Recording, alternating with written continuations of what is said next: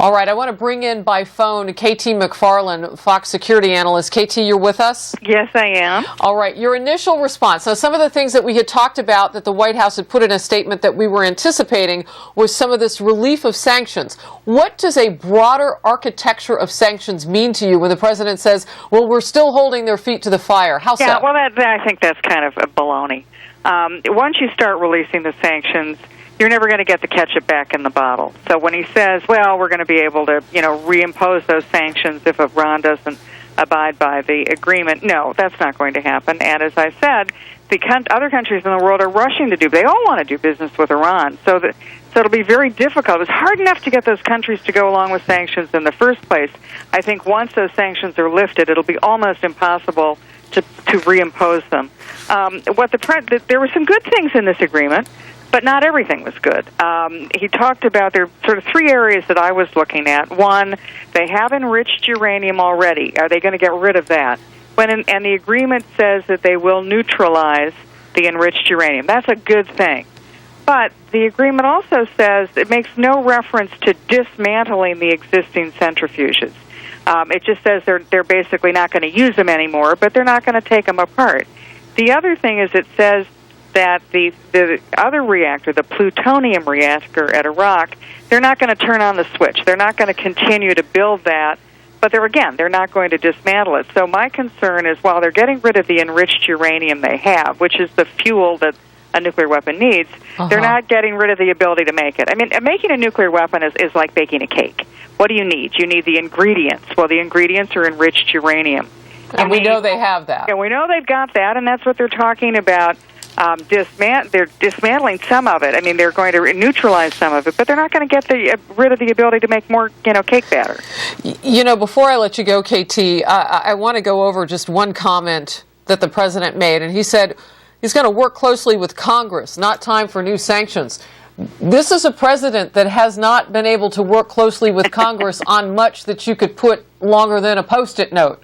So what exactly is he talking about? Well, he'll have trouble because if there's a treaty that needs a confirmation from the Senate, the Democrats in the Senate will go along with it, but he'll have to make sure that he gets the Republicans to go along with it as well because it would need a two-thirds vote to pass the Senate.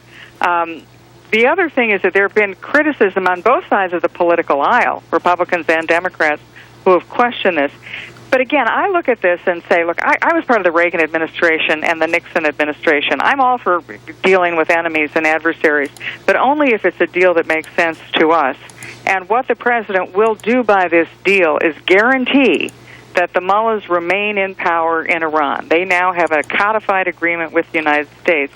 And the Supreme Leader of Iran, just Wednesday of this week, just 3 days ago, referred to Israel in the stinking dog, a pariah, country that needs to be eliminated from the face of the earth. So I'm not sure that anybody in Jerusalem or Tel Aviv is looking too fondly at this agreement. And would the president, and I know we're not inside the White House, but we have the advantage of having you, who's worked with administrations before, so just tell us how this goes protocol. Does the president call Israel and its leadership and say, hey, look, I'm about to go on television and tell the world that I've made a deal with Iran. You guys cool with this?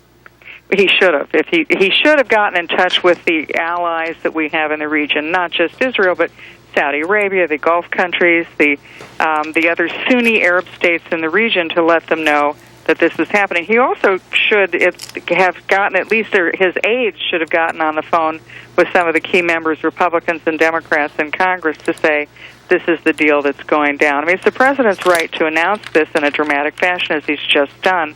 But on the other hand, he's got a lot of work to do to sell this agreement not only to people in the region, but to people in the United States. One last question for you, KT. As we look live at the White House, if people are just turning over to Fox News Channel, President Obama has said that we have reached an agreement with Iran over its nuclear program along with other world powers to try to get them to dial down what they've been doing over there in terms of, as KT put it, baking the cake, getting the ingredients ready perhaps for some sort of weapons program. As you look at this tonight, what will be the headline that will come out of this? Will it be that President Obama made this deal, although we know Secretary of State John Kerry is due to speak at any moment in Geneva, and perhaps we'll hear how it came together around the table, or will it be this deal? Will it be that Iran has somehow gotten everybody to the table without promising anything to get to that point? Well, the question is it a real deal or is it a sucker's deal? And the devil will be in the details. To me, this is a deal it may not be a sucker's deal, but it sure isn't a great deal. And at the end of the day, the United States needs to be independent of Middle East oil. And until we are independent of Middle East oil, we're going to be sucked in to every crisis in the Middle East. When I look at how Reagan won the Cold War, Harris, he won it by driving down the price of oil, which was the Soviet Union, Russia's only export. And if we could do the same thing with Iran, if we could develop our own energy, we would not need to be in the middle of every fight in the Middle East. And secondly, the price of oil would go down. If Iran doesn't have oil above about $90 a barrel, they don't meet payroll. Then their own people get angry and say, we want to change. KT McFarland, a security analyst for Fox News. We appreciate your expertise and your perspective tonight. Thank you, my friend. Thank you, Harris.